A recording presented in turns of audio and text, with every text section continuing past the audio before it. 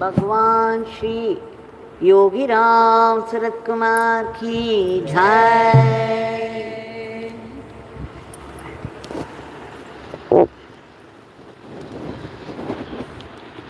योगीराम सूरत कुमार, योगीराम सूरत कुमार, योगीराम सूरत कुमार, जय गुरु राया। योगीराम सूरत कुमार, योगीराम सूरत कुमार, योगीराम सूरत कुमार, जय गुरु राया। योगीराम सूरत कुमार, योगीराम सूरत कुमार, योगीराम सूरत कुमार, जय गुरु राया। योगीराम सूरत कुमार, योगीराम सूरत कुमार, योगीराम सूरत कुमार, जय गुरु राया। योगीराम सूरत कुमार, योगीराम सूरत कुमार, योगीराम सूरत कुमार, जय गुरु राया। योगीराम सूरत कुमार, योगीराम सूरत कुमार, योगीराम सूरत कुमार, जय गुरु राया।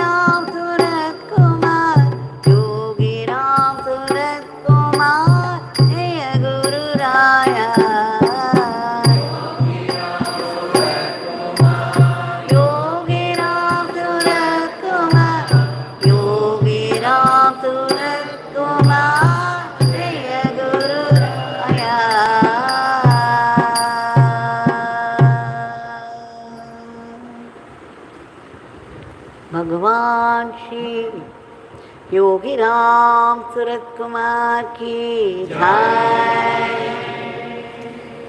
सर्वं Yogi Ram Surat कुमारार्पणमस्तु।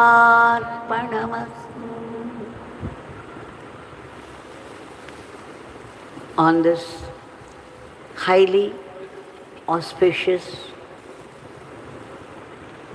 I would rather say divine day, the day of independence of Bharat Desh.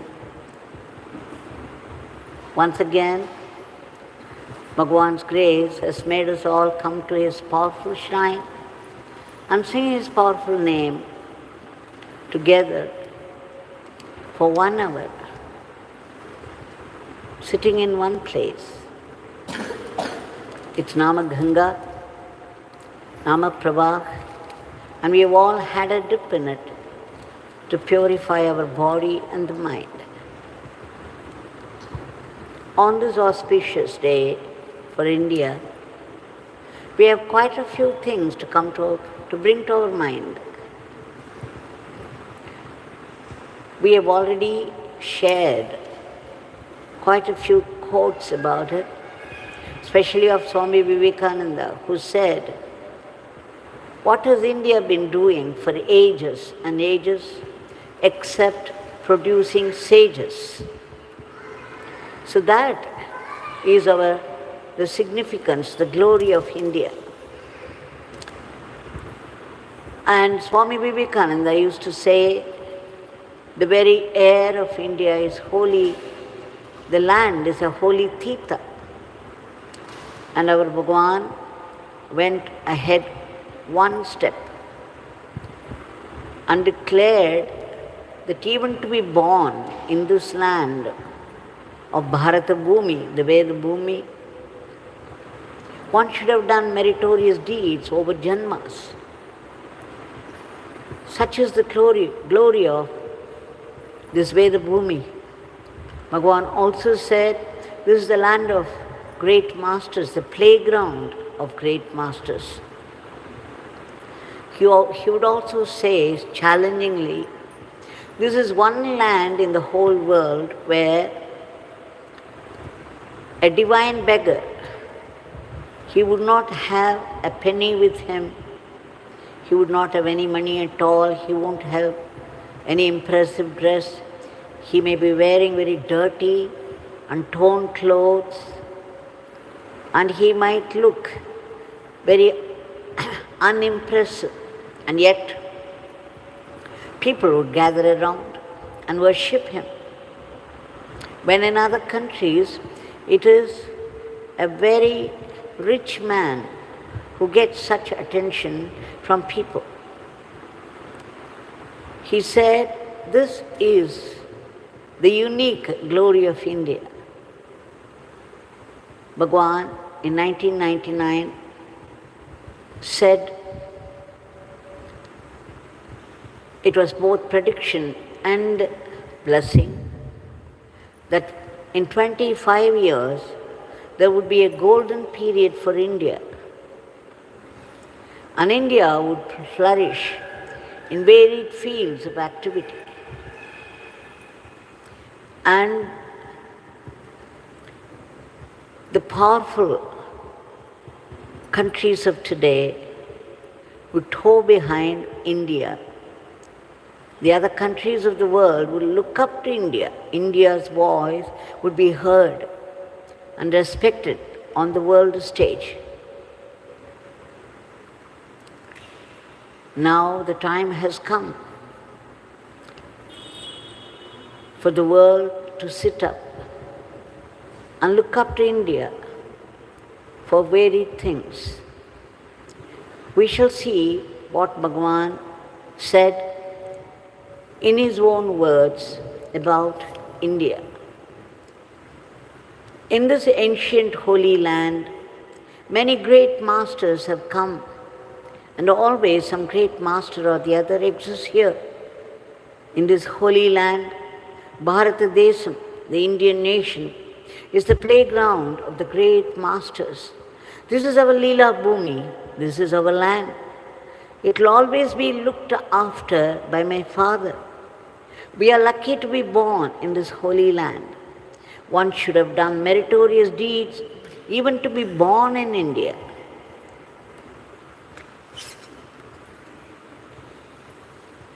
This Veda Bhumi will be protected nicely by the great masters. It has faced already many testing periods, maybe more than England and Europe, yet it has survived all that. So many masters are always living in this holy land. You may at times identify them, but many may not always be identified. India is their Leela Bhumi.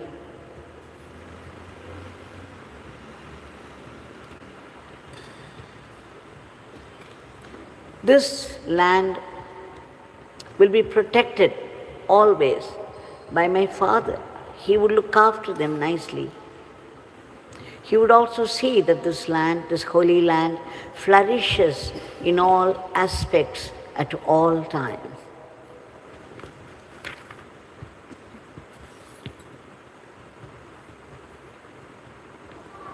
For some time, Japan has been flourishing, and then Germany, Italy, America, and now England. Hereafter, only India. The time has come for this. My father will do the work nicely. Swami Ramtirth said that he would always be present in some human form and see that our goal is achieved. Swami Ramdas, Sri Aurobindo, Sri Ramtirth, Mahatma Gandhi, and Subramanya Bharati, and other great masters have predicted that India's time has come and only India can show the correct path, the dharmic path from now onwards to the whole world. I remember one particular incident which we have all shared already, that it was one night at 9:30. Agaram Jayaraman had just come into Sannadhi Street house when Bhagwan held his hand and all of a sudden spoke with such feeling, Jayarama, what is India doing, Jayarama? And suddenly inspired, Jayaraman said, Swami, India is progressing. And Bhagwan became very happy. He said, Jayarama, you said the right thing, Jayarama. Yes, India is progressing. This land of holy Mahatmas is to be well protected. This is the land of Vedas. This is the land of ancient rishis. And this will be well protected by my father. If my father chooses, he would change everything overnight. We should not be carried over by the things that are happening now against this idea. The time would come, everything would change. My father would see to it. And he also said, India would get whatever it wants in all aspects of life within India itself. He doesn't have to look up to other countries for needed materials. And then he said, Rajasthan is treated as a desert land today. But then there's a great treasure of minerals underneath. People would find out the way to dig it out. And India would become self-sufficient. So today we celebrated 77th Independence Day, and the flag of India was flying high. It was the glory of India that was flying high this morning, and it would continue to fly high. Bhagwan also added, When we build a building, and a beautiful building comes up on the foundation, people would stop to admire the beauty of the building, but they would not even think that there is the foundation. They would not specially say anything in appreciation of the foundation. But for the presence of the foundation, the strong foundation, the building wouldn't be there. He said, this is the day we have to recall the sacrifice of thousands of souls, the Tyagis, who sacrificed their very lives for the independent India. We should pay our homage to them. They are the foundation. We know a few of them, like Mahatma Gandhi, but there are other people who sacrificed everything for the sake of this land. Our salutations to all of them. And then it is our responsibility to keep up this glory, the glory of this land.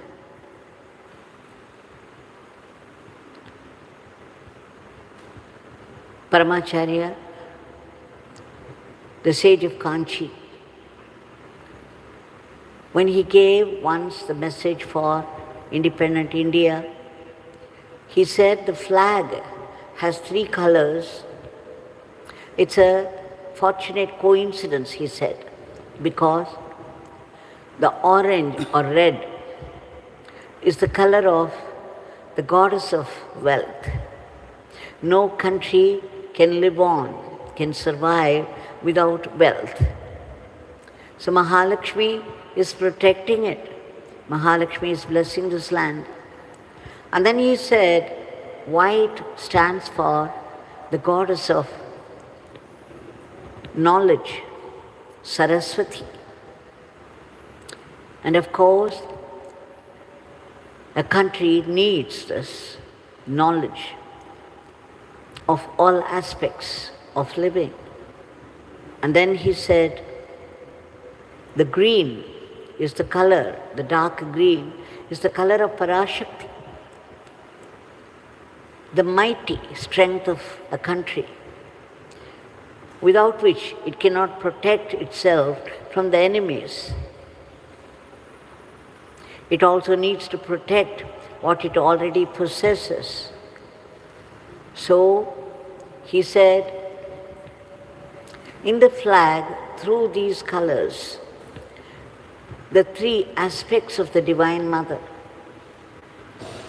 Mahalakshmi, the goddess of wealth, Saraswati, the goddess of knowledge, and Parashakti, the goddess of might. They are protecting. And there is this Dharma Chakra. The chakra is a symbol of Dharma and all that it holds. So he pointed out to the divinity of the flag, that it's no ordinary flag. And of course, the general interpretation is also that this kavi, the ochre color, represents sacrifice. And then the white represents peace. And the green represents the green evolution, as they call it. That how the basic strength of India is this green revolution. That a country needs all the 3. The sacrifice of the people, the unselfishness of the people who work for the welfare of the country, and the knowledge, the highest knowledge in all aspects. And again, the strength of wealth out of the green welfare of the country. meaning the farming.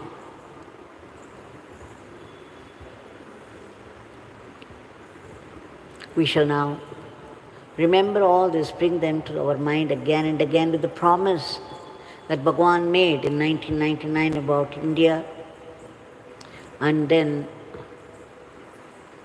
pay our homage to all those great souls who sacrificed themselves for the sake of this independence.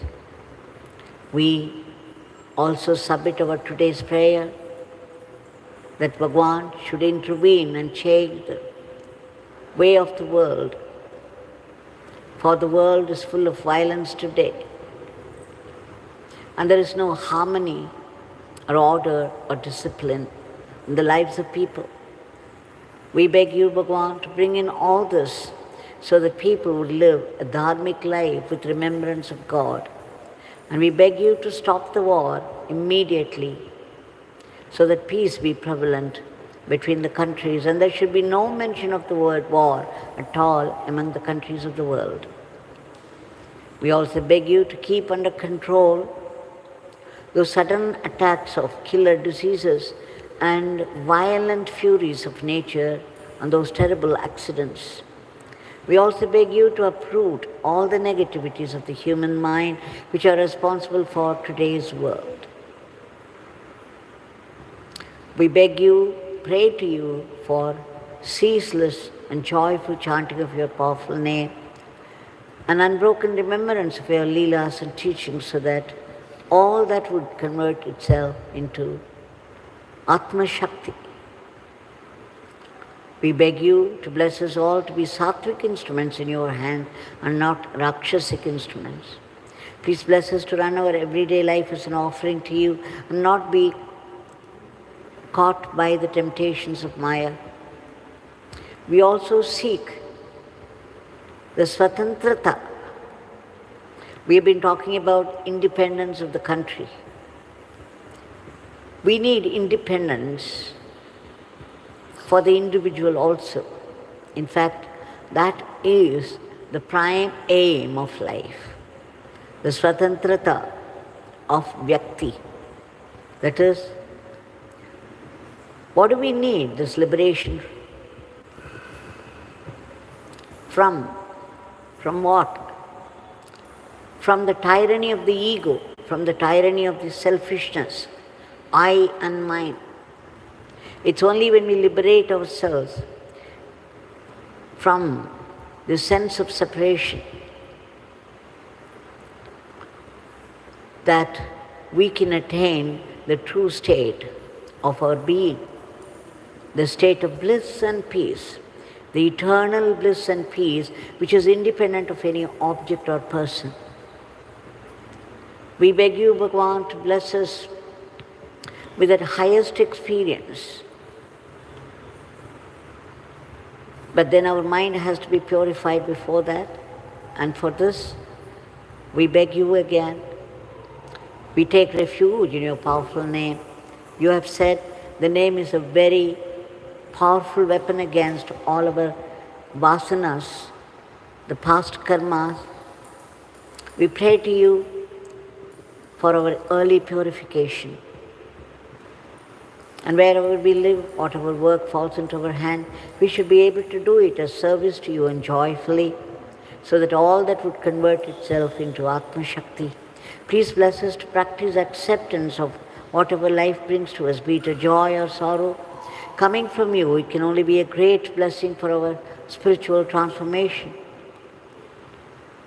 Every adversity will only purify us, will make us understand that God is our only strength and He is our only goal in life.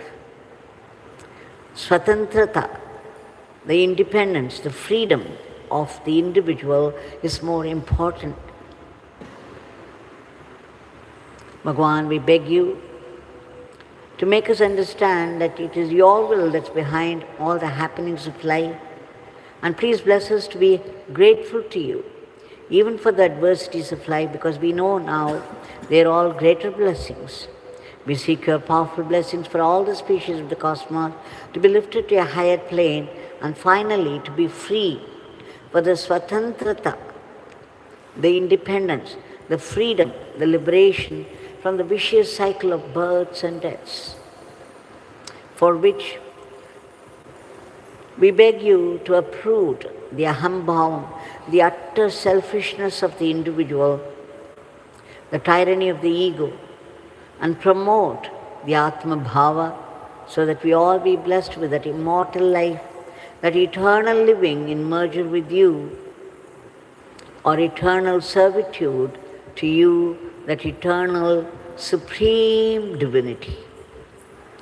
Jai Yogi Ram Satkuma.